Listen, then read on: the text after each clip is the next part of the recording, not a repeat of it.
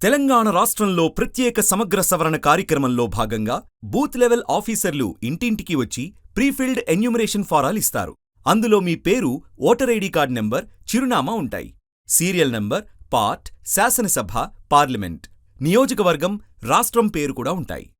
ఆ పక్కన QR code ఉంటుంది. వాటి పక్క పాత ఫోటో ముద్రించి ఉంటుంది. దాని పక్కన ప్రస్తుత ఫోటో అంటించాలి.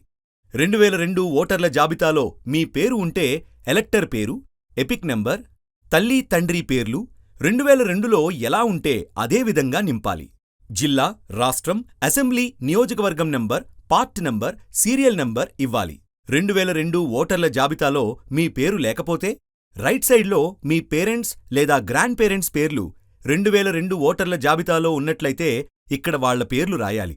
ఎపిక్ నంబర్ ఉంటే రాయాలి. జిల్లా, రాష్ట్రం, అసెంబ్లీ, నియోజకవర్గం number, part number, serial number ఇవ్వాలి. ఇక్కడ ప్రస్తుత వివరాలు నింపాలి. పుట్టిన తేదీ రాయాలి. Aadhaar number optional. Mobile number, తండ్రి లేదా గార్డియన్ పేరు రాసి వారి ఎపిక్ నంబర్ ఉంటే రాయాలి.